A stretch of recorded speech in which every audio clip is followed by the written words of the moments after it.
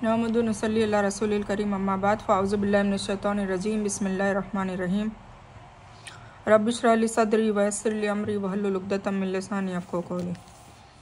हम पारा नंबर 30 और उसकी पहली सूरह सूरतुन नबा पहुँच गए अल्हम्दुलिल्लाह। सूरह का नाम है सूरतुन नबा। अस्सलामु अलैकुम रहमतुल्लाहि व बरकातुहू। और अब हम पढ़ते हैं सूरह नबा। हम स्टार्ट कर देते हैं। सूरतुन नबा जो है मक्का में नाजिल हुई और इसमें 40 आयतें और 2 रुकू है। अल्लाह के नाम से शुरू करता हूँ जो बड़ा मेहरबान निहायत रहम करने वाला है। ये लोग किस चीज़ की पूछताछ कर रहे हैं? उस बड़ी खबर की जिसमें ये कई राय है। यकीनी तौर से ये अभी जान लेंगे, फिर यकीनी तौर से उन्हें बहुत जल्द मालूम हो जाएगा। क्या हमने धरती को फर्श नहीं बनाया और पहाड़ों को खूंटा नहीं बनाया, और हमने तुम्हें जोड़े जोड़े पैदा किए, और हमने तुम्हारी नींद को तुम्हारे आराम की वजह बनाया, और रात को हमने पर्दा बनाया, और दिन को हमने रोजी हासिल करने का समय बनाया, और तुम्हारे ऊपर हमने 7 मजबूत आसमान बनाए, और एक चमकता हुआ रोशन चिराग पैदा किया, और बादलों से हमने मूसलाधार पानी बरसाया ताकि उससे अन्न और वनस्पति उगाएं और घने बाग भी उगाएं। बेशक फैसले का दिन मुकर्रर है जिस दिन की सुर फूंका जाएगा, फिर तुम सब दल के दल बनकर आओगे और आकाश खोल दिया जाएगा तो उसमें दरवाजे दरवाजे हो जाएंगे, और पहाड़ चलाए जाएंगे तो वे सफ़ेद बालू हो जाएंगे। बेशक नरक घात में है, मतलब इंतज़ार में है जहन्नम, और सरकशों की जगह वही है। उसमें वे कई युगों तक पड़े रहेंगे, सदियों तक पड़े रहेंगे। न कभी उसमें ठंड का मजा चखेंगे न पानी का, सिवाय गर्म पानी और बहती हुई पीप के। उनको पूरी तरह से बदला मिलेगा। उन्हें तो हिसाब की उम्मीद ही न थी। वे बेबाकी से हमारी आयतों को झुठलाते थे। हमने हर बात को लिखकर सुरक्षित रखा। अब तुम अपने किए का मजा चखो, हम तुम्हारा अजाब ही बढ़ाते जाएंगे। बेशक परहेजगारों के लिए कामयाबी है। बागात है और अंगूर है, और नव युवती कुंवारी हम उम्र औरतें हैं, और छलकते हुए मदिरा के प्याले हैं। वहाँ न तो वे अश्लील बातें सुनेंगे और न झूठी बातें सुनेंगे। उनको तेरे रब की तरफ से उनकी नेकियों का यह बदला मिलेगा जो काफ़ी इनाम होगा, मतलब बेहतर होगा। उस रब की तरफ से मिलेगा जो कि आकाशों का, धरती का और जो कुछ उसके बीच है उन सब का रब है, और वो बड़ा रहमान है। किसी को उससे बातचीत करने का हक नहीं होगा। जिस दिन आत्मा, रूहें और फरिश्ते सफ़ बांधकर खड़े होंगे तो कोई बात न कर सकेगा, लेकिन जिसे रहमान आज्ञा दे, हिदायत दे, वह ठीक बात मुँह से निकाले। यह दिन सच है। अब जो चाहे अपने रब के पास जगह बना ले, मतलब नेक काम कर ले। हमने तुम्हें करीब मुस्तकबिल में घटित वाक़ई होने वाली अजाब से डरा दिया है, जिस दिन इंसान अपने हाथों की कमाई को देख लेगा और काफिर कहेगा कि काश मैं मिट्टी बन जाता। ठीक है, ये थी सूरह नबा। हम फिर से इसको थोड़ा सा पढ़ लेते हैं। सूरतुन नबा जब नबी सल्लल्लाहु अलैहि वसल्लम को नबूवत से सरफराज किया गया और आप सल्लल्लाहु अलैहि वसल्लम ने तौहीद और क़यामत वगैरह की चर्चा की और पाक कलाम कुरान को सुनाया, तो काफिरों और मुशरिकों ने एक दूसरे से सवाल करना शुरू कर दिया कि क्या यह मुमकिन है जैसा कि यह दावा कर रहे हैं, या यह कुरान हकीकत में अल्लाह की तरफ से नाजिल है जैसा कि मोहम्मद सल्लल्लाहु अलैहि वसल्लम कहता है। सवाल के जरिए अल्लाह ने पहले इन चीज़ों की हकीकत उजागर कर दी जो इनकी है, फिर खुद ही जवाब दिया। यह डांट फटकार है कि जल्द ही सब कुछ मालूम हो जाएगा। आगे अल्लाह अपनी कारीगरी और अजीब कुदरत की चर्चा कर रहे हैं ताकि तौहीद की सच्चाई और उनके आगे वाजे हो, और ईश दूत उन्हें जिस चीज़ की दावत दे रहे हैं, मतलब हुजूर पाक सल्लल्लाहु अलैहि वसल्लम, उस पर यकीन करना उनके लिए आसान हो जाए। और खूंटे यानी पहाड़ों को धरती के लिए खूंटे बनाए ताकि धरती कायम रहे, हिले डुले नहीं। ठीक है, क्योंकि हिलने डोलने की हालत में धरती रहने के लायक ही नहीं होती। पुरुष, स्त्री, नर, मादा यानी अजवाज का मतलब किस्म और वर्ण है, यानी कई रूपों और रंगों में पैदा किया। खूबसूरत, बदसूरत, लंबा, छोटा, गोरा, काला आदि वगैरह। सबात का मायना है काटना। रात भी जीव जंतुओं की सारी हरकतें कम कर देती है ताकि सुकून हो जाए और वे आराम से सो सके। या मतलब यह है कि रात तुम्हारे अमलों को ख़त्म कर देती है। काम ख़त्म होने का मतलब आराम है। मतलब यह है कि दिन को रोशन बनाया ताकि लोग रोज़ी हासिल करने के लिए मेहनत कर सके। मौसिरात वह बदलियाँ हैं जो पानी से भरी हुई हो लेकिन अभी बरसी ना हो, जैसे उस औरत को कहते हैं जिसकी विलादत का वक्त करीब हो, ज़्यादा मूसलाधार पानी। ठीक है, मतलब औरत को भी कहते हैं मुतसिरात, मतलब जो हामिला औरत होती है, प्रेग्नेंट औरत होती है, उसको कहते हैं। फिर हब दाना वह अन्न जिसे खाने के लिए ढेर कर लिया जाता है, जैसे गेहूँ, चावल, जौ, मकई वगैरह, और वनस्पतियाँ, तरकारियाँ और चारे वगैरह जो जानवर खाते हैं। ठीक है। शाखाओं के ज़्यादा होने की वजह से एक दूसरे से मिले, यानी घने बाग, जो जन्नत में तस्करा करा है। कुछ ने इसका मायना यह बयान किया है कि हर कौम अपने रसूल के साथ हशर के मैदान में आएगी, और दूसरा नफका फूंक होगा जिसमें सब लोग कब्रों से जिंदा होकर निकल आएंगे। सराबुन व रेत जो दूर से पानी लगे, पहाड़ भी रेत के समान दूर से दिखने वाली चीज बनकर रह जाएंगे और फिर बिल्कुल खत्म हो जाएंगे, उनका निशान तक नहीं रहेगा।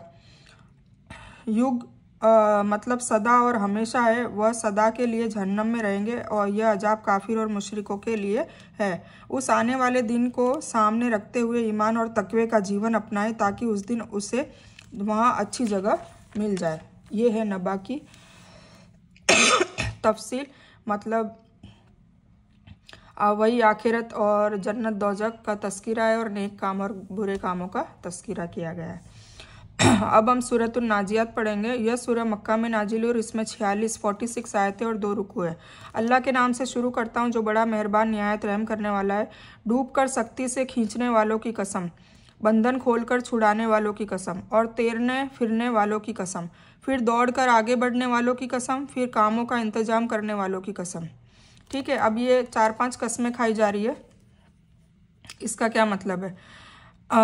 इसका मतलब कड़ाई से खींचना है, डूबकर यह जान निकालने वाले फरिश्तों का बयान है। मतलब वो अंदर गोता लगाते हैं बॉडी में और फिर वो रूह को निकालते हैं। फरिश्ते काफिरों का रूह बड़ी कड़ाई से निकालते हैं और शरीर में डूबकर। सब का मतलब तैरना होता है। फरिश्ते जान निकालने के लिए इंसान के शरीर में ऐसे तैरते फिरते हैं जैसे गोताखोर मोती निकालने के लिए समुंदर की गहराइयों में तैरता है। यह यहाँ मतलब है। और बहुत तेज गति से अल्लाह का हुक्म लेकर आकाशों से उतरते हैं, क्योंकि तेज रफ्तार घोड़ों को भी कहते हैं। ठीक है। और यह पहला फूंक होगा। फिर उसके बाद जिस दिन कांपने वाली कांपेगी। अब देखो, कयामत का तीसरा नाम है यौमा तरजुफुर राजिफा। ठीक है। कांपने वाली कांपेगी, मतलब ये पहला नफका फूंक होगा जिससे फना की फूंक कहते हैं, जिससे पूरी धरती कांपने लगेगी और हर चीज़ बर्बाद हो जाएगी। बहुत से दिल उस दिन धड़कते होंगे जिनके निगाहें नीचे होगी। कहते हैं कि क्या हम पहले जैसी हालत में फिर लौटाए जाएंगे? क्या उस समय जब हम कमज़ोर हड्डियों में हो जाएंगे? कहते हैं कि यह लौटना फिर नुकसान वाला है। मालूम होना चाहिए वह तो केवल एक भयानक फटकार है, जिसके पैदा होते ही वो फौरन मैदान में जमा हो जाएंगे। क्या मूसा अलैहिस्सलाम की कहानी भी तुम्हें मालूम है? अब फिर से याद दहानी कराई जा रही है। अभी दूसरा जो नफका होगा जिससे सब जिंदा हो जाएंगे, कब्रों से निकल आएंगे, यह दूसरा फूंक पहले नफके के 40 साल बाद होगा, और इसलिए इसे ये कहा जाता है यह पहली फूंक के बाद ही होगा, यानी दूसरा नफका पहले नफके के पीछे होगा। जबकि उनके रब ने उन्हें पाक मैदान तुआ में पुकारा कि तुम फिरौन के पास जाओ, और सरकशी उसने अपना ली है। उससे कहो कि क्या तू अपना सुधार और इस्लाह चाहता है, तो यह कि मैं तुझे तेरे रब का रास्ता दिखाऊं ताकि तू उससे डरने लगे। तो उसे बड़ी निशानी दिखाई, तो उसने झुटलाया और नाफरमानी की। फिर पलटा कोशिश करते हुए, फिर सबको जमा करके ऊंची आवाज़ में पुकारा, कहा कि तुम सबका बड़ा रब मैं ही हूँ। तो सबसे बुलंद और अजीम अल्लाह ने भी उसे आखिरत और इस दुनिया के अजाबों में घेर लिया है ना। कितना बड़ा अजाब दिया है। आज भी वो म्यूजियम में है, और मैंने आपको पहले भी बताया, आप यूट्यूब में भी जाके देख सकते हैं। यह उस वक्त की कहानी है जब मूसा अलैहिस्सलाम मदियन से वापसी पर आग की खोज में तूर पहाड़ पर पहुंच गए थे। तो वहां एक पेड़ की आड़ से अल्लाह ने मूसा अलैहिस्सलाम से बातचीत की, जैसा कि तफसील सूरत ताहा के शुरू में आया हुआ है। तूबा उस जगह का नाम है। बात करने से मुराद नबूवत और रिसालत से सरफराज करना है, यानी मूसा अलैहिस्सलाम आग लेने गए और अल्लाह ने उन्हें रसूल मुकर्रर कर दिया, मतलब रसूल बना दिया, जैसे कि आगे फरमाया है। यानी उसने ईमान और हुक्म पालन से इनकार ही नहीं किया, बल्कि धरती में फसाद फैलाने का और मूसा के मुकाबले में कोशिश करता रहा, और जादूगरों को जमा करके मूसा अलैहिस्सलाम से मुकाबला कराया ताकि उनको झूठा साबित किया जा सके। बेशक इसमें उस इंसान के लिए इबरत है जो डरे। क्या तुम्हारा पैदा करना कठिन है या आकाश का अल्लाह ताला ने उसे बनाया, उसकी ऊंचाई बढ़ाई, फिर उसे ठीक ठाक कर दिया, फिर उसकी रात को अंधकारमय बनाया और उसके दिन को निकाला, और उसके बाद धरती को बिछा दिया, उसमें से पानी और चारा निकाला और पहाड़ों को मजबूत रूप से गाड़ दिया। ये सब तुम्हारे और तुम्हारे जानवरों के फायदे के लिए ना, अल्लाह ने हम सब के लिए ये ईजाद किया। तो जब वह बड़ी मुसीबत आ जाएगी, मतलब क़यामत आ जाएगी, जिस दिन इंसान अपने किए हुए कर्मों को याद करेगा, अपने अमालों को याद करेगा, और हर देखने वाले के सामने जहन्नम जाहिर कर दी जाएगी। तो जिस इंसान ने सरकशी की होगी, है ना, जिसने गुनाह किए होंगे और दुनियावी ज़िंदगी को तरजीह ज़्यादा दी होगी आखिरत से ज़्यादा, तो उसका ठिकाना जहन्नम ही है। लेकिन जो इंसान अपने रब के सामने खड़े होने से डरता रहा होगा और अपने मन को इच्छाओं से रोके रखा होगा, अपनी नफ्स पे काबू किया होगा, तो उसकी जगह जन्नत ही है। लोग आपसे क़यामत कायम होने का समय पूछते हैं, आपको उसके बयान करने से क्या ताल्लुक़? उसके इल्म का अंत तो आपके रब की तरफ ही है ना। बार बार लोग पूछते थे वो क़यामत कब आएगी, कब आएगी? तो अल्लाह ताला ने कहा, कह दो कि उसका इल्म तो सिर्फ रब के पास है, आप तो केवल उससे डरते रहने वालों को सावधान करने वाले हैं। मतलब जो डर रहा है क़यामत से, उनको नसीहत करते रहो। जिस दिन ये उसे देख लेंगे तो ऐसा महसूस होगा कि केवल दिन का आखिरी हिस्सा या पहला हिस्सा ही संसार में रहे। मतलब जिस दिन क़यामत आ जाएगी तो उस दिन उनको ये लगेगा कि जो दुनिया हम जी कर आए वो सिर्फ कुछ घंटे या कुछ टाइम ही हम बिता कर आए, और ऐसा उनको महसूस होगा। इसमें नबी सल्लल्लाहु अलैहि वसल्लम को तसल्ली दी जा रही है कि मक्का के काफिरों को चेतावनी है कि अगर उन्होंने पिछले लोगों की घटनाओं से नसीहत हासिल न की तो उनका अंत फिरौन की तरह हो सकता है। कुछ ने इसके मायने छत भी किया है। ठीक ठाक करने का मतलब उसे ऐसी शक्ल में ढालना है जिसमें कोई फर्क, फटन या ऐब बाकी न रहे। यह हामीम अस्सजदा 9 में भी गुजर चुका है कि खलक मतलब पैदा करना और रहे का मतलब बराबर करना दूसरा विषय है। धरती की रचना बनाना आकाश से पहले हुई है, लेकिन इसको बराबर आसमान बनाने के बाद किया गया, और यहाँ इसी हकीकत का बयान है। और बराबर करने और फैलाने का मतलब धरती को रहने लायक बनाने के लिए जिन चीज़ों की ज़रूरत है अल्लाह ने उनकी व्यवस्था भी कर दी, जैसे पहाड़ की, और पानी निकाला, धरती से पानी निकाला, उसमें चारा और अनाज पैदा किया, पहाड़ों को किलों की तरह मजबूत गाड़ दिया ताकि धरती न डोले, जैसा कि यहाँ आगे भी बयान आता है। यानी आपका काम केवल डराना है, केवल आखिरत और जन्नत दोजक का तस्करा करना है, और गैब की खबरें न कि गैब की खबरें देना। ठीक है, ये अल्लाह ताला हुजूर पाक सल्लल्लाहु अलैहि वसल्लम से मुखाबत करके कह रहे हैं, जिसमें क़यामत का इल्म है जो अल्लाह ने किसी को नहीं दिया है। इसलिए कहा है कि तंबी और दीन की तबलीग से असली फ़ायदा उसी को मिलता है जिनके दिलों में अल्लाह का डर होता है, नहीं तो डराने और संदेश पहुँचाने का हुक्म तो हर एक के लिए है। ठीक है, तो ये थी सूरह नाजियात। अब हम पढ़ते हैं सूरतुल अबस। सूरह अबस मक्का में नाजिल हुई और इसमें 42 आयतें, 42 आयत और 1 रुकू है। अल्लाह के नाम से शुरू करता हूँ जो बड़ा मेहरबान निहायत रहम करने वाला है। उसने खट्टा मुंह बनाकर मुंह मोड़ लिया। अबसा व तवल्ला, केवल इसलिए कि उसके पास एक अंधा आया। तुझे क्या पता, शायद वह सुधर जाता या नसीहतें सुनता और उसे नसीहतें फ़ायदा पहुंचाती। लेकिन जो लापरवाही करता है उसकी तरफ तो तू पूरा ध्यान दे रहा है, हालांकि उसके न सुधरने से तेरी कोई हानि नहीं है। तो जो इंसान तेरी तरफ दौड़ता हुआ आता है और वह डर भी रहा है तो तू उससे बेरुखी बरतता है, यह ठीक बात नहीं। कुरान तो शिक्षा की चीज़ है, जो चाहे उससे शिक्षा ले ले, नसीहत ले ले। यह तो बाइज्जत सहीफ़ों में है जो बुलंद और पाक और साफ़ है, ऐसे लिखने वालों के हाथों में है जो ऊंचे दर्जों के पाक हैं। अल्लाह की मार इंसान भी कितना नाशुक्रा है, उसे किस चीज़ से पैदा किया। ठीक है, अब ये हुजूर पाक सल्लल्लाहु अलैहि वसल्लम को थोड़ी नसीहत की जा रही है।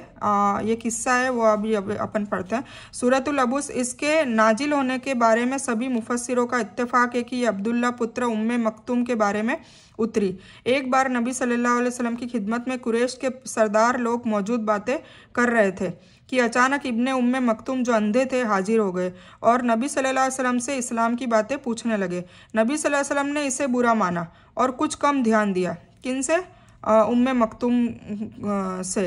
इसलिए तंबी के तौर पर इन आयतों का नुज़ूल हुआ। मतलब अल्लाह ताला ने आयतें भेजी कि जो इतना शिद्दत से मतलब इल्म हासिल करना चाहता है, चाहे वो अंधा ही क्यों ना हो, तुम उससे ज़्यादा तवज्जो दो, ना कि वो सरदारों को।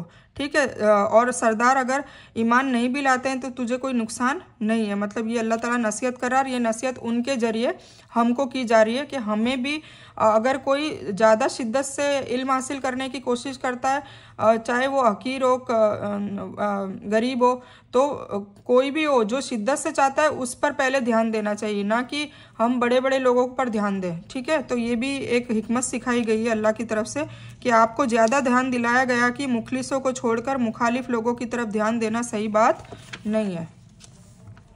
यानी ऐसे लोगों का तो सम्मान बढ़ाने की ज़रूरत है, न कि उनसे मुंह फेरने की। इस आयत से यह बात मालूम हुई कि दावत और इस्लाम की तबलीग में किसी को विशेष नहीं करना चाहिए, है ना, बल्कि अमीर गरीब मालिक नौकर नर नारी छोटे बड़े को सब तरह को सब लोगों को एक तरह समझा जाए और सबको एक साथ मुखातिब किया जाए। अल्लाह जिसे चाहेगा अपनी हिकमत से हिदायत से सरफराज कर देगा, मतलब हिदायत दे देगा। इससे वह इंसान मुराद है जो बिना दलील और सबूत के क़यामत का इनकार करते हैं।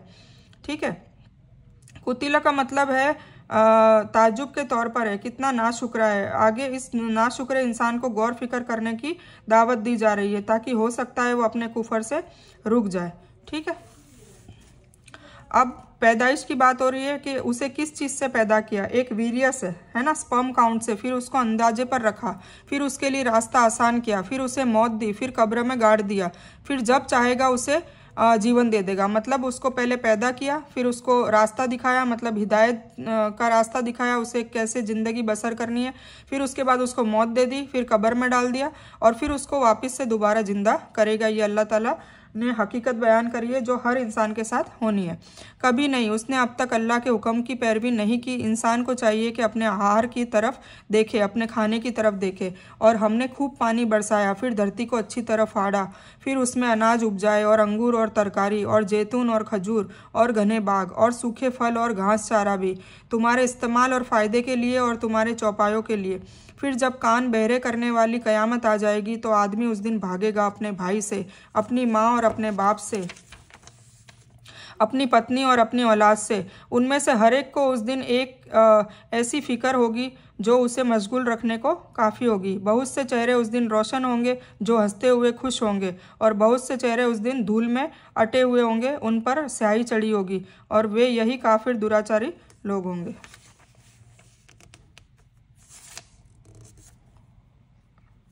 इससे वह इंसान मुराद है जो बिना दलील और सबूत के क़यामत का इनकार करते हैं। ठीक है, उसमें बताया है कि जैसे एक इंसान की पैदाइश की तुच्छ हकीर पानी की बूंद से उसकी हुई है, फिर उसे घमंड क्यों होता है। ठीक है, मतलब इतने तुच्छ पानी के नुक्ते से एक वीर्य से वो पैदा होता है, तो फिर वो किस बात का घमंड करता है। फिर क़यामत को बताया है कि क़यामत ऐसी होगी जो बहरा करने वाली होगी, इसलिए कहा है कि वो एक तेज चीख के साथ घटित होगी जो कानों को बहरा कर देगी। और उस वक्त क्या होगा, अपने करीबी रिश्तेदारों को एक इंसान अपने करीबी रिश्तेदारों और दोस्तों से बेनियाज और बेपरवाह हो जाएगा। हदीस में आता है कि नबी सल्लल्लाहु अलैहि वसल्लम ने फरमाया, सब लोग हशर के मैदान में नंगे शरीर, नंगे पाँव, पैदल और बिना खतना के होंगे। हज़रत आयशा रज़ियल्लाहु तआला अन्हा ने सवाल किया, इस तरह शर्मगाहों पर निगाह नहीं पड़ेगी। आपने इसके जवाब में यही आयत पढ़ी कि वो उस वक्त ऐसे होंगे कि अपने नफसा नफसी में पड़ेंगे, कोई किसी को नहीं देखेगा। यह ईमान वालों के चेहरों पे बात हुई है कि उनके चेहरे चमकदार होंगे और उनका अमाल नामा उनके दाएं हाथ में होगा, जिससे उन्हें अपनी आखिरत का मतलब उन्हें हिंट मिल जाएगी, सआदत की कामयाबी का यकीन हो जाएगा, जिससे उनके चेहरे खुशी से चमक रहे होंगे। ठीक है, और जिनको बाएं हाथ में मिलेगा उन्हें पता चल जाएगा कि उन्हें जन्नम मिलने वाली है, तो उनके चेहरे बदसूरत हो जाएंगे और उन पे स्याही चढ़ी होगी, मतलब कलीमा चढ़ा होगा। ठीक है, तो अब ये थी सूरतुल अबस, और फिर है सूरत तकवीर। सूरतुल तकवीर मक्का में नाजिल हुई और इसमें 29 आयत है, मतलब 29 आयत है। अल्लाह के नाम से शुरू करता हूँ जो बड़ा मेहरबान निहायत रहम करने वाला है। जब सूरज लपेट लिया जाएगा, जब सितारे बिना रोशनी के हो जाएंगे, जब पहाड़ चलाए जाएंगे और जब गर्भवती ऊँटनियाँ छोड़ दी जाएगी, जब वन प्राणी वहशी दरिंदे सब जमा कर दिए जाएंगे, जब समुंदर भड़काए जाएंगे, जब रूहें मिला दी जाएगी, जब जिंदा गाड़ी गई लड़कियों से सवाल किया जाएगा कि किस पाप की वजह से उनको कत्ल किया गया था, और जब आमाल नामा खोल दिए जाएंगे, और जब आकाश की खाल खींच ली जाएगी। अब ये सारी जो चीज़ें हैं वो क़यामत आने की क़यामत के वक्त की निशानियाँ, ठीक है। इस सूरा में ख़ास तौर से क़यामत का जिक्र किया गया है, इसलिए रसूलुल्लाह सल्लल्लाहु अलैहि वसल्लम का कौल है कि जो इंसान चाहे कि क़यामत को इस तरह देखे जैसे आंखों से देख रहा है, तो उसे चाहिए कि सूरतुत तकवीर को पढ़े, है ना। तो सूरत तकवीर को ध्यान से पढ़े। अब ये तिरमिजी की हदीस है, तो हमें भी ये ध्यान से पढ़नी चाहिए कि अभी हम देखो ये पढ़ रहे हैं तो हमें एक पिक्चर सामने, एक व्यू नज़र आ रहा है कि सूरज लपेट लिया जाएगा, सितारे रोशनी छीन ली जाएगी, पहाड़ चलाए जाएंगे, मतलब सारे पहाड़ रुई की तरह उड़ रहे होंगे। तो सोचिए वो नज़ारा दिख रहा है ना।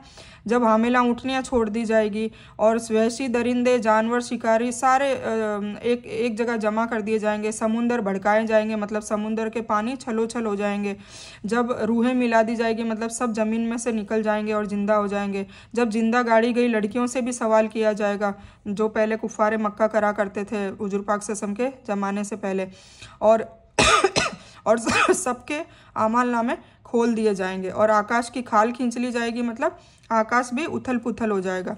यानी जिस तरह सिर पर पगड़ी लपेटी जाती है उस तरह सूरज को भी लपेट दिया जाएगा, जिसकी वजह से उसकी रोशनी खुद ही ख़त्म हो जाएगी। और गर्भवती गाभिन ऊँटनियाँ जब उनका गर्भ 10 महीनों का हो जाता है तो अरबों में यह पसंदीदा और कीमती मानी जाती थी। जब क़यामत होगी तो ऐसा भयानक मंजर होगा कि अगर किसी के पास इस तरह की कीमती ऊँटनियाँ भी होगी तो वो भी उन्हें छोड़ देगा, उसकी परवाह नहीं करेगा, वो इतना डर जाएगा। मौत के वक्त यह अमलनामा लपेट दिया जाता है, मतलब क़यामत के दिन हिसाब के लिए खोल दिए जाएंगे, जिन्हें हर इंसान देख लेगा, बल्कि उनके हाथों में भी पकड़वा दिया जाएगा। जो जन्नती होंगे उनके दाएं हाथ में पकड़वाएंगे और जो दोज़खी होंगे उनके बाएं हाथ में। यानी वह इस तरह उधेड़ दिए जाएंगे जैसे छत उधेड़ जाती है, मतलब आकाश की खाल खींच ली जाएगी। और जब जहन्नम भड़काई जाएगी और जब जन्नत करीब कर दी जाएगी, तो उस दिन हर इंसान ये जान लेगा जो कुछ वो लेकर आया है। क्या लेकर आया है? अपने अमाल, अपने कर्म, ठीक है।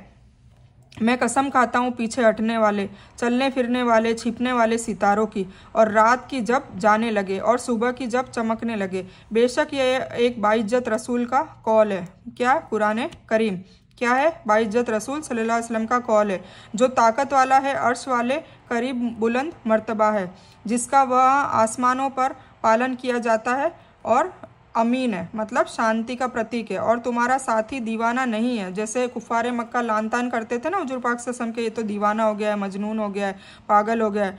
तो अल्लाह ताला वहाँ फरमाएगा कि तुम्हारा साथी दीवाना नहीं है। उसने फरिश्ते को आकाश के खुले किनारे पर देखा भी है, मतलब हुजूर पाक सल्लल्लाहु अलैहि वसल्लम ने फरिश्ते भी देख लिए थे अपने हयाती में। शब मेराज में जन्नत, दोज़ख, हर चीज़ दिखा दी गई थी, ठीक है। इतनी बड़ी हस्ती को कुफ़ारे मक्का फिर भी लानतान करते थे, और यह गैब की बातें बताने में कंजूस भी नहीं है। मतलब जो भी अल्लाह ताला उनको बताता है, हुजूर पाक सल्लल्लाहु अलैहि वसल्लम डिट्टो कॉपी टू कॉपी वो आगे बयान कर दिया करते थे। और यह कुरान मरदूद शैतान का कौल नहीं, ये भी जैसे बोलते थे ना कि शैतान का कौल है, नाउज़ुबिल्लाह, तो अल्लाह ताला बयान कर रहे हैं कि यह कुरान शैतान का कौल नहीं, फिर तुम कहाँ जा रहे हो। और यह तो सारी दुनिया वालों के लिए नसीहत है, मतलब पूरी दुनिया के लिए ये कुरान करीम नसीहत के लिए आया है, ख़ास तौर से उसके लिए जो तुम में से सीधे रास्ते पर चलना चाहे, है ना। मतलब जो हिदायत असली में पाना चाहता है उनके लिए तो ये ख़ास नसीहत है। और तुम बिना सारी दुनिया के रब के चाहे कुछ नहीं चाह सकते, है ना, और तुम अल्लाह ताला की इच्छा के खिलाफ कुछ भी नहीं चाह सकते, ठीक है। तो यह किताब मक्का के लोगों को है, और साथी से मुराद रसूलुल्लाह सल्लल्लाहु अलैहि वसल्लम है। यानी जो तुम सोचते हो कि तुम्हारा साथी मोहम्मद सल्लल्लाहु अलैहि वसल्लम दीवाना है, तो ऐसा नहीं है। तनिक कुरान पढ़कर तो देखो, कोई पागल ऐसे इल्म और हिकमत का बयान कैसे कर सकता है, और पिछली कौम की सही सही हालत बता सकता है जो इस कुरान में बयान किए गए हैं ना। हम पैदा होने से पहले पिछली बातों को कैसे बता सकते हैं? चलो आजकल तो फिर भी मोबाइल का ज़माना है, गूगल से हम सर्च कर सकते हैं, बातें बता सकते हैं। पर जब हुजूर पाक से हम थे 1400 साल पहले, तब तो ये सारी टेक्नोलॉजी नहीं थी ना। तो वो फिर पिछली, जैसे आदम अलैहिस्सलाम ठेठ कब हज़ारों लाखों साल पहले आदम अलैहिस्सलाम पैदा हुए थे, उनका तस्कीरा बताया, इब्राहिम अलैहिस्सलाम का, नूह अलैहिस्सलाम का, सारी स्टोरी इसमें। तो वो अपने मन से कैसे गढ़ सकते हैं? तो अल्लाह ताला बार बार उनको कह रहा है, कुफ़ारे मक्का को, कि तुम थोड़ी तो अक्ल रखो कि ये पुरानी बातें, पुरानी स्टोरी कैसे अपने मन से बता सकते हैं, ठीक है। तो ये हमारे लिए भी है। और जैसे कि मैं हमेशा कहती हूँ कि कुरान की हर आयत हर दौर के लिए होती है, पास्ट के लिए भी होती है, हुजूर पाक सल्लल्लाहु अलैहि वसल्लम के दौर के लिए भी थी, हमारे दौर के लिए भी है और क़यामत तक आने वाले हर दौर के हर इंसान के लिए होती है। तो हमें भी इससे सीख हासिल करनी चाहिए। हमें भी जहन्नम के तस्कीरा करा है, क़यामत की जो फिल्म दिखाई है, हमें व्यू दिखाया है, तो उससे हमें भी डरना चाहिए और वो कभी भी आ सकती है। तो उसके लिए हमें पहले आखिरत से, मरने से पहले हमें आखिरत की तैयारी करनी चाहिए और कहने और सुनने से ज़्यादा अल्लाह ताला हम सबको अमल करने की नेक तौफीक अता करे। आमीन सुम्मा आमीन। फिर हम स्टार्ट करते हैं सूरतुल इन्फितार। सूरतुल इन्फितार मक्का में नाजिल हुई और इसमें 19 आयतें हैं, 19 आयतें। अल्लाह के नाम से शुरू करता हूँ जो बड़ा मेहरबान निहायत रहम करने वाला है। जब आकाश फट जाएगा। अब देखिए जितनी भी सूरह आ रही है ना, उसमें क़यामत की और आखिरत की ही बातें हो रही है ना। डराया भी जा रहा है, खुशखबरी भी दी जा रही है, फिर डराया जा रहा है, फिर खुशखबरी दी जा रही है। क्यों? क्योंकि ये आखिरी मतलब ये मक्की सूरतें हैं और प्लस आखिरत की बात हो रही है, ताकि हम इससे डर के और गुनाहों को छोड़ें और जल्दी से तौबा की रुजू करें। क्योंकि ये कहा जा रहा है ना कि क़यामत आने वाली है, कब आएगी उसका हुजूर पाक सल्लल्लाहु अलैहि वसल्लम को कहा जा रहा है कि मेरे को इल्म नहीं है, हो सकता है कल ही आ जाए, हो सकता है जल्दी नज़दीक हो सकता है लेट भी हो, पर उसकी तैयारी तो हम करें। इसी तरह मौत है, मौत भी हमारी कभी भी आ सकती है, तो मौत से पहले की हुई तौबा ही कबूल की जाएगी, मौत के बाद तौबा कबूल नहीं होगी। ठीक है, तो इसी तरह किससे हमें बार बार नसीहत की जा रही है।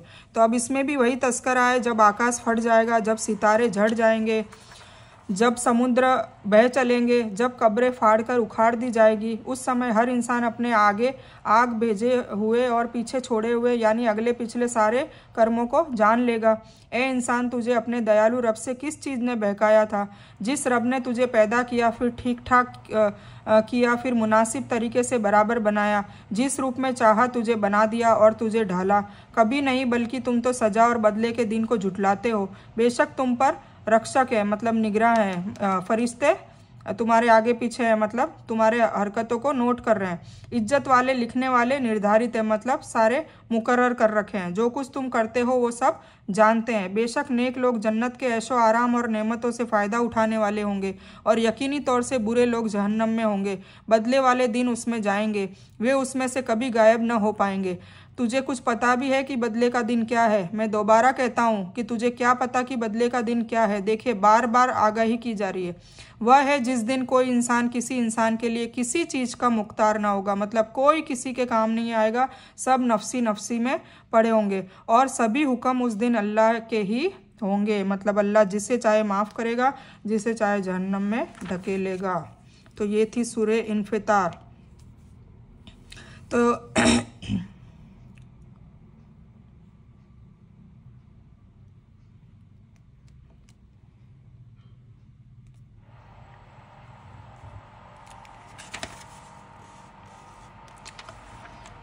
इसमें बताया जा रहा है कि तुमको किस चीज़ ने धोखे में डाल दिया है। तूने अपने रब के साथ कुफ्र किया जिसने तुझे वजूद दिया, तुझे समझ बूझ भी दी, ज़िंदगी के सामान तेरे लिए तैयार किए, तेरे लिए सारे चांद, पहाड़, सूरज, समुंदर, बागान, फल फ्रूट, पेड़, ये सब किसके लिए करे? चौपाए, है ना।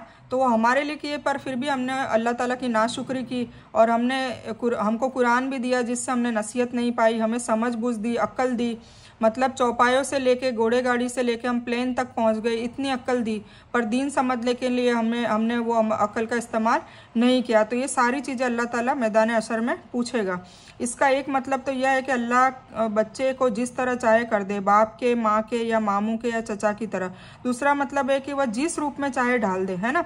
मतलब कोई बच्चा फैमिली में बाप पे जाता है, कोई माँ पे जाता है, कोई चाचा पे भी चला जाता है, तो वो अल्लाह की मर्जी है, वो किसी पे भी किसी की तरह वो उसकी शक्ल और उसकी सीरत भी डाल देता है। और दूसरा मतलब यह है कि जिस रूप में चाहे ढाल दे, यहाँ तक कि बदसूरत जानवर की तरह भी पैदा कर सकता है। होता है ना, हम यूट्यूब में देखते हैं किसी की बंदर की शक्ल भी नाउजुबिल्ला हो जाती है, किसी की पूंछ पैदा हो जाती है। तो अल्लाह ताला जैसे चाहे, जिसको चाहे कोई भी रूप धारण करवा सकता है, पैदा कर सकता है, लेकिन यह उसका करम और मेहरबानी है कि वह ऐसा नहीं करता, है ना। माशाल्लाह ज़्यादातर अच्छे इंसानी रूप में ही पैदा करता है। ठीक है, तो ये अल्लाह ताला का बहुत बड़ा शुक्र है कि अल्लाह ताला हमारे गुनाहों पर जल्दी से पकड़ नहीं करता। तो ये थी सूरतुल इन्फितार। और अब है सूरतुल मुतफ़्फ़िफ़ीन। ये मक्का में नाजिल हुई और इसमें 36 आयत हैं। अल्लाह के नाम से शुरू करता हूँ जो बड़ा मेहरबान निहायत रहम करने वाला है। बड़ी बुराई है नाप तोल में कमी करने वालों के लिए, है ना, जो नाप तोल में कमी करते हैं, मतलब व्यापार करने वाले जो, और नाप तोल में कमी तो बहुत चीज़ों में आती है, मामलात में भी आती है, हर चीज़ में आती है, कि जब लोगों से नाप कर लेते हैं तो पूरा पूरा लेते हैं, मतलब जब लेना होता है तो पूरा पूरा लेते हैं, और जब देना होता है और जब उन्हें नाप कर या तोल कर देना होता है तो वो कम देते हैं। ठीक है, ये उन लोगों के लिए बात है। कुछ लोग इसे मक्की और कुछ मदनी करार देते हैं। कुछ के ख्याल से मक्का और मदीना के बीच नाजिल हुई।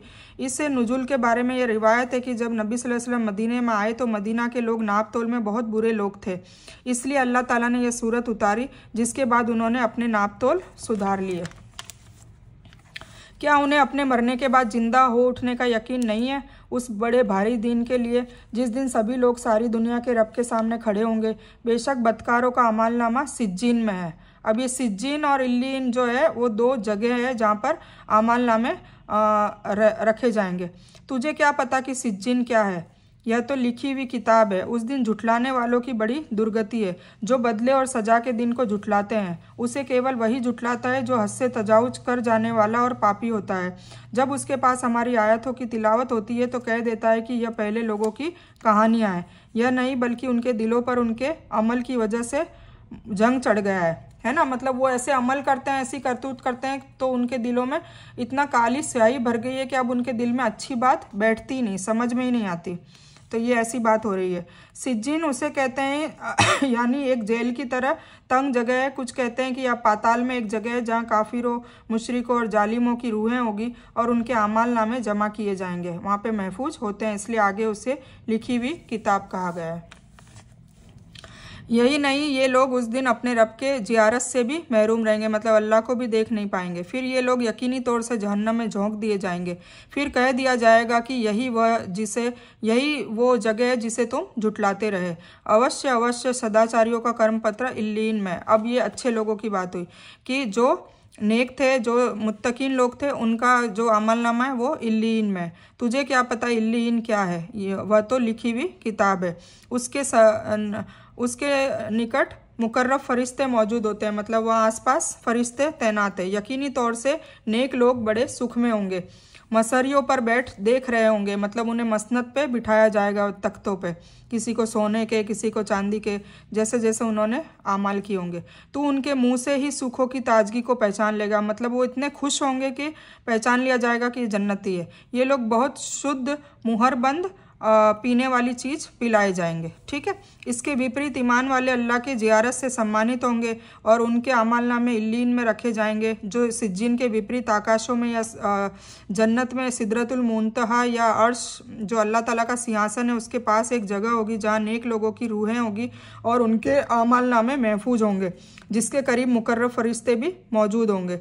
जिस तरह दुनिया के खुशहाल लोगों के चेहरे पर आमतौर से ताजगी और हरियाली होती है जो उनके सुख सुविधाओं की मोहर बताता है कि ये लोग सुकून में खुश हैं, जो उन्हें ज़्यादा से ज़्यादा से हासिल होती है, इसी तरह जन्नत वालों पर भी उनकी इज्जत, उनका सम्मान, उनको जो नेमतें दी जाएगी, उनको जो इनाम दिए जाएंगे उसकी इतनी अधिकता होगी, इतनी ज़्यादती होगी कि उनके लिए वो उनका जो असर है वो उनके चेहरों पर भी दिखाई देगा नूर की तरह। अपनी खूबसूरती, जीनत, रोशनी और नूर से पहचान लिए जाएंगे कि ये लोग जन्नती है। ठीक है, रहीक पाक या साफ शराब को कहते हैं। अब ये शराब वापिस वही चीज़ है, मैंने आपको बताया था, शरबत से आप लीजिए कि पीने वाली चीज़। ठीक है, इसको वो शराब मत समझिए, पीने वाली चीज़ को शरब, ये 3 रूट वर्ड से आता है, मतलब पीने वाली चीज़ जिसमें किसी चीज़ की मिलावट नहीं होगी।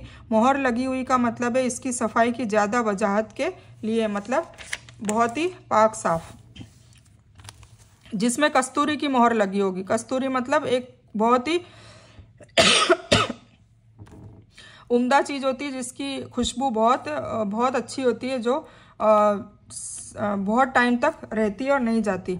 तो उसकी मोहर लगी होगी, जिसकी इच्छा करने वालों को उसकी ही इच्छा करनी चाहिए, और उसमें तस्नीम की मिलावट होगी।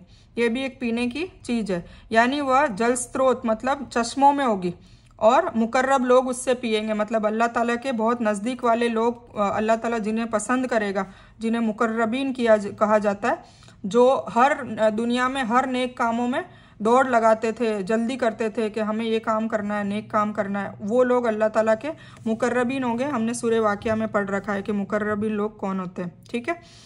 तो बेशक फिर अब आया है पापी लोगों की बात हो रही है। बेशक पापी लोग ईमान वालों का मजाक उड़ाया करते थे। दुनिया में नेक लोगों के ऊपर मजाक उड़ता था ना, जैसे नबियों पे, रसूलों पे भी उड़ा है, सौलेहीन पे भी उड़ता है।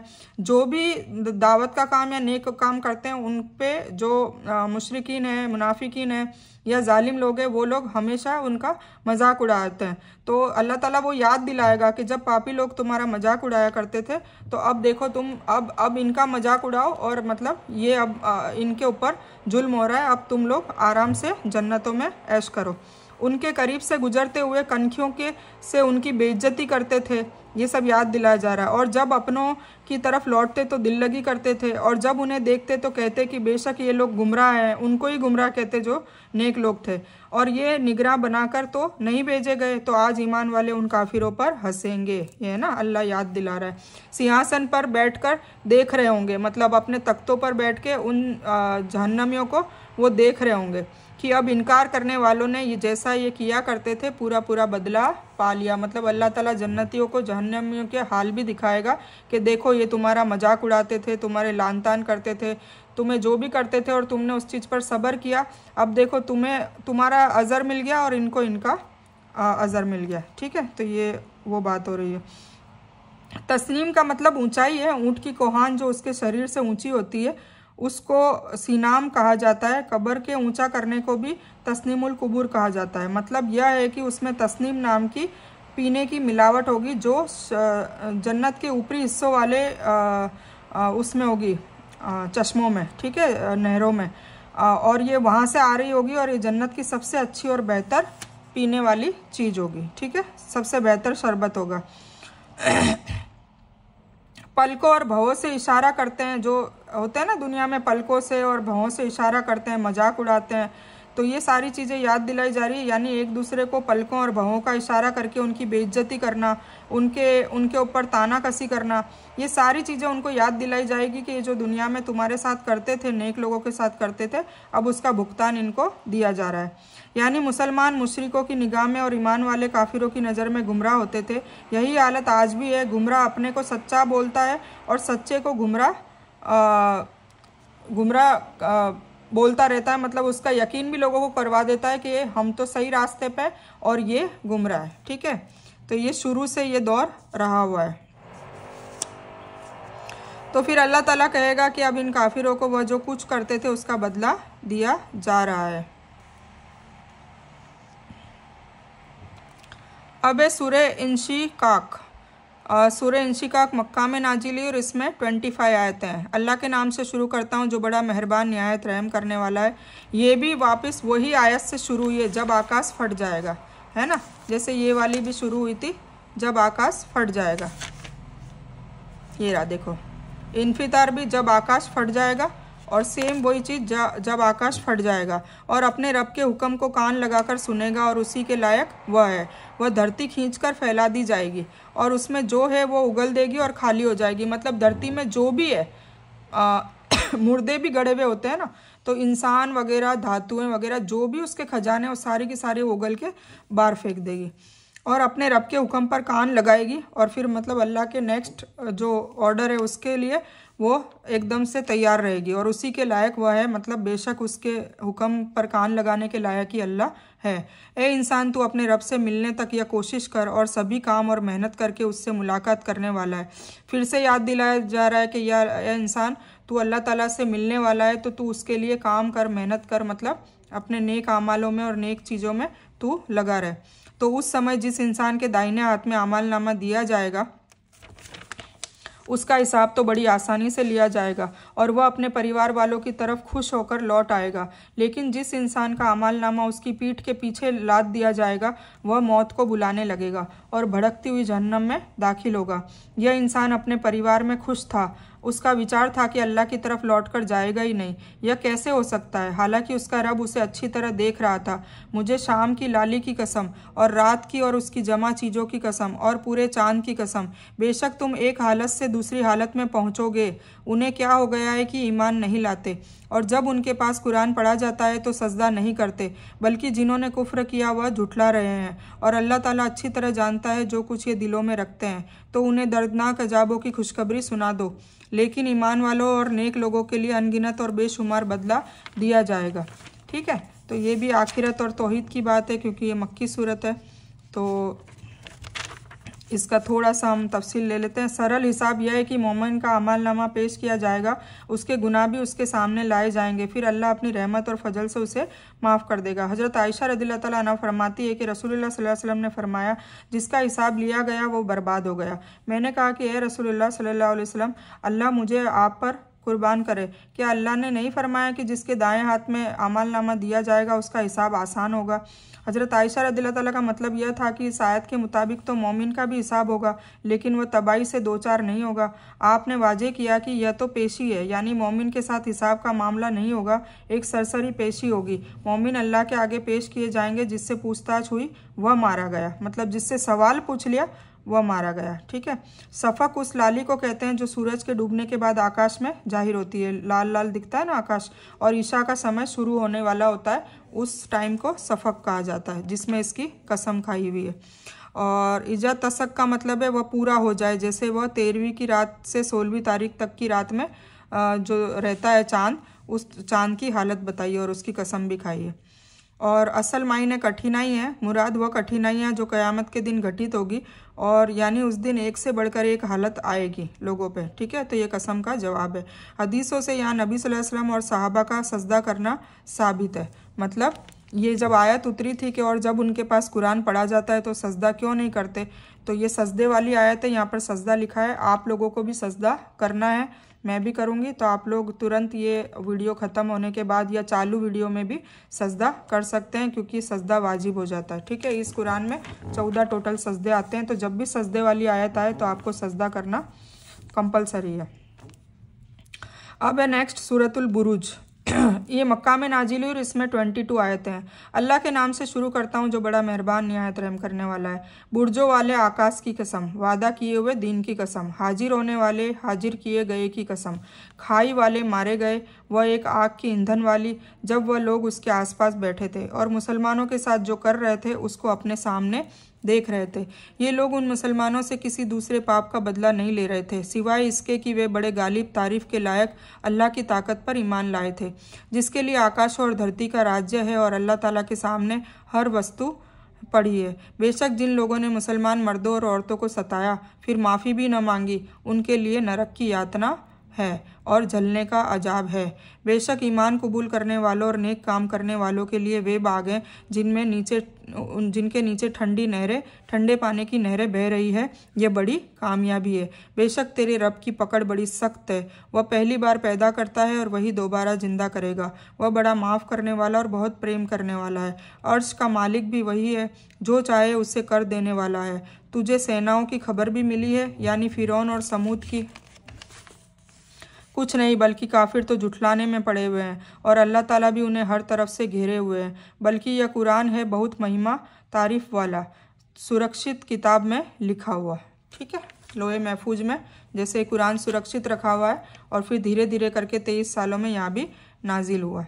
तो सूरतुल जो बुरुज है, नबी सल्लल्लाहु अलैहि वसल्लम जौहर और असर के सूरतुल तारीक और सूरतुल बुरुज पढ़ते थे। कब? जौहर में और असर में। ठीक है, और बुरुज कहा जाता है भवन का गुंबद, बहुत बड़ा गुंबद होता है ना, जैसे अल बुरुज है दुबई में बिल्डिंग, तो उसका मतलब होता है भवन का गुंबद। इसका असल मायना है जुहूर या सितारों की मंजिलें, जिन्हें उनके घर की हैसियत हासिल है, जाहिर और रोशन होने की वजह से उन्हें बुरुज कहा जाता है।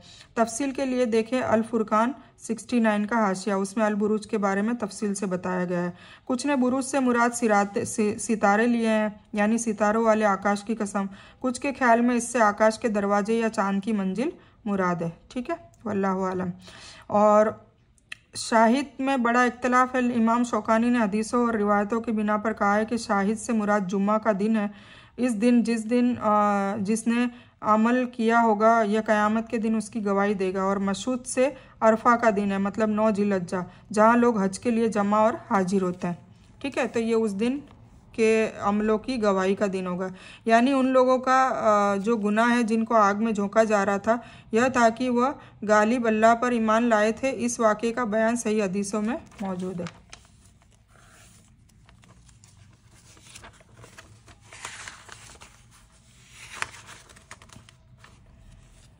हम एक सूरह और ले लेते हैं। सूरत तारीक मक्का में उतरी और इसमें 17 आयतें हैं, 17 आयत। अल्लाह के नाम से शुरू करता हूँ जो बड़ा मेहरबान निहायत रहम करने वाला है। कसम है आसमान की और अंधेरे में जाहिर होने वाले की। तुझे मालूम भी है कि वह रात को जाहिर होने वाली चीज़ क्या है? वह रोशनी वाला सितारा है। कोई ऐसा नहीं जिस पर फरिश्ते न हो। इंसान को देखना चाहिए कि वो किस चीज़ से बनाया गया है। वह एक उछलते पानी से पैदा किया गया है जो पीठ और छाती के बीच से निकलता है ना, स्पाइनल कॉर्ड होती है उसमें से वो निकलता है। बेशक वह उसे फेर लाने पर जरूर कुदरत रखने वाला है, मतलब उससे मौत भी आएगी। ठीक है। जिस दिन छिपे भेदों की जांच पड़ताल होगी तो न कोई जोर चलेगा उसका और न कोई मददगार होगा। वर्षा वाले आकाश की कसम और फटने वाली धरती की कसम, बेशक यह कुरान यकीनन दो टूक फैसले करने वाली जुबान में है, मतलब हक और बातिल को बिना निष्पक्ष बताने वाली खुली साफ साफ किताब है। कोई घुमा फिरा के बात नहीं करती, कोई गलत बात नहीं करती, इसमें कोई कजी भी नहीं है, कोई कमी भी नहीं है और तो कोई ज्यादती भी नहीं है। ठीक है कोई नसीहत पाले। और यह हंसी की बात नहीं, लेकिन वे काफिर दांव घात में है और मैं भी एक दांव चल रहा हूँ। तो तू काफिरों को मौका दे, उन्हें थोड़े दिनों के लिए छोड़ दे। मतलब हुजूर पाक सल्लल्लाहु अलैहि वसल्लम के को जो कुफ़ार मक्का जो थे लान तान करते थे, हंसी उड़ाते थे जब हुजूर पाक सल्लल्लाहु अलैहि वसल्लम कुरान सुनाते थे, तो अल्लाह ताला कह रहा है कि इनको मौका दे, इनको ढील दे, मैं इनको मैदान अशर में क़यामत के दिन देख लूँगा। ठीक है। तो ये थी सूरत तारिक। हज़रत खालिद उद्वानी ने कहा कि मैंने रसूलुल्लाह सल्लल्लाहु अलैहि वसल्लम को सफ़ीक के बाज़ार में धनुष या लाठी के सहारे खड़ा देखा। आप उनके पास उनसे मदद लेने आए थे। वहाँ मैंने आपसे सूरत तारिक सुनी और मैंने उसे याद कर लिया, जबकि मैं अभी मुसलमान नहीं हुआ था। फिर मुझे अल्लाह ने इस्लाम से सम्मानित किया और इस्लाम की हालत में मैंने उसे पढ़ा। तारिक से क्या मुराद है? कुरान ने खुद साफ कर दिया कि रोशन सितारा तारिक का मतलब। ठीक है। तुरुक से ज़्यादा मतलब खटखटाना है, लेकिन तारिक रात के आने वाले के लिए इस्तेमाल होता है। तारों को भी तारिक इसी वजह से कहा जाता है कि वह दिन को छुप जाते हैं और रात को निकलते हैं। यानी हर जान पर अल्लाह की तरफ से फरिश्ते तैनात है जो उसके भले बुरे सभी कर्म लिखते हैं। मतलब किरामिन और कातिबिन जो फरिश्ते होते हैं वो हर इंसान के पीछे दो होते हैं, किरामिन और कातिबिन, और वो अच्छी और बुरी बातें सब एक एक चीज़ 24 घंटे की नोट कर रहे हैं, एक एक सेकंड की। यानी इंसान के मरने के बाद वह उसे दोबारा जिंदा करने पर कादिर है। रजू का मतलब है लौटना और पलटना। वर्षा भी बार बार पलट कर आती है, इसीलिए वर्षा को रजो के शब्द से ताबीर किया गया है। कुछ कहते हैं कि बादल समुद्रों से पानी लाता है, फिर वही पानी समुद्र को पलटा देता है, इसलिए वर्षा को भी रुजू कहा जाता है। यानी धरती फटती है तो उससे पौधा बाहर निकलता है, धरती फटती है तो चश्मा जारी हो जाता है। इसी तरह एक दिन आएगा कि धरती फटेगी और मुर्दे जिंदा होकर बाहर निकल आएंगे, इसीलिए धरती को फटने वाली कहा गया। यानी नबी सल्लल्लाहु अलैहि वसल्लम जो इस्लाम लेकर आए हैं उसे नाकाम करने की साजिश ये जो कुफ़ारे मक्का रच रहे हैं, या नबी सल्लल्लाहु अलैहि वसल्लम को धोखा देते हैं और मुंह पर ऐसी बातें करते हैं कि दिल में उसके खिलाफ होता है, मतलब मुंह पे कुछ और दिल में कुछ। तो ये उसके लिए जो षड्यंत्र रच रहे हैं उससे अल्लाह ताला कह रहे हैं कि मैं गाफिल नहीं हूँ, मुझे सब पता है, मैं भी उनके खिलाफ एक उपाय कर रहा हूँ, उनकी चालों को तोड़ कर रहा हूँ। और छिपी साजिश को जो कहते हैं जो बुरे मकसद के लिए होती है वो बुरी है, तो मकसद भला हो या बुरा हो, और इन चालों के लिए अल्लाह ताला ने इंतज़ाम कर रखा है। मतलब अल्लाह ताला ने कहा कि इनको मौका दे रहा हूँ और थोड़े दिनों के लिए इनको इनके हाल पे छोड़ दे, मैं इन्हें सबक सिखाऊंगा। ठीक है। तो अल्लाह ताला इस तरह हुजूर पाक सल्लल्लाहु अलैहि वसल्लम को तसल्ली पे तसल्ली दिए जा रहे हैं। जब भी उनको कुफ़ार मक्का और मुशरिकीन जब भी परेशान करते थे ज़ुबान से या ऐसे, मतलब ताइफ में तो पत्थर भी मारे थे, लहूलुहान कर दिया था, तो इस तरीके से उनको तसल्ली दी जा रही है कि तुझे भी तेरा बदला दिया जाएगा और इन काफिरों को भी इनके जो ये चाले चल रहे हैं, जो षड्यंत्र रच रहे हैं, साजिशें रच रहे हैं, उनका बदला इन्हें भी दिया जाएगा। ठीक है। सूरतुल आला भी ले लेते हैं। आला मक्का में नाजिल हुई और इसमें 19 आयत हैं। अल्लाह के नाम से शुरू करता हूँ जो बड़ा मेहरबान निहायत रहम करने वाला है। अपने बहुत ही बुलंद रब के नाम की पाकी की बयान कर। जिसने पैदा किया और सही और सेहतमंद बनाया, और जिसने अंदाज़ा लगाकर मुकर्रर किया फिर रास्ता भी दिखाया, हिदायत भी दी, और जिसने ताज़ा घास पैदा की फिर उसने उसको सुखाकर काला कूड़ा कर दिया। हम तुझे पढ़ाएंगे फिर तू ना भूलेगा, है ना। अल्लाह ताला ये कह रहे हैं, लेकिन जो कुछ अल्लाह चाहे वह खुले और छिपे को जानता है। हम आपके लिए आसानी पैदा कर देंगे, तो आप नसीहत देते रहें अगर शिक्षा कुछ फ़ायदा दे। डरने वाला तो नसीहत हासिल कर लेगा, लेकिन बदनसीब उससे दूर रह जाएगा, है ना। जो खुशनसीब होंगे वो इससे नसीहत हासिल कर लेंगे कुरान से, और जो बदनसीब होंगे वो इससे दूर हो जाएंगे। जो बड़ी आग में जाएगा फिर उनका क्या हाल होगा? बड़ी आग में जाएंगे, जहन्नम की आग में, जहाँ फिर न वह मर सकेगा न जी सकेगा, बल्कि जान निकलने की हालत में पड़ा रहेगा। हर दिन मौत मांगेगा वो, नाउजुबिल्लाह। बेशक उसने कामयाबी हासिल कर ली जो पाक हो गया, और जो नेक लोग हैं उन्होंने कामयाबी हासिल कर ली, और जिसने अपने रब का नाम याद रखा और नमाज पढ़ता रहा। लेकिन तुम तो सांसारिक जीवन को फजीलत देते हो, मतलब दुनियादारी को तुम ज़्यादा फजीलत देते हो, और आखिरत बहुत बेहतर और स्थायी है। पर अल्लाह ताला क्या कह रहा है? आखिरत दुनिया से ज़्यादा बेहतर भी है और स्थायी है, मतलब परमानेंट है।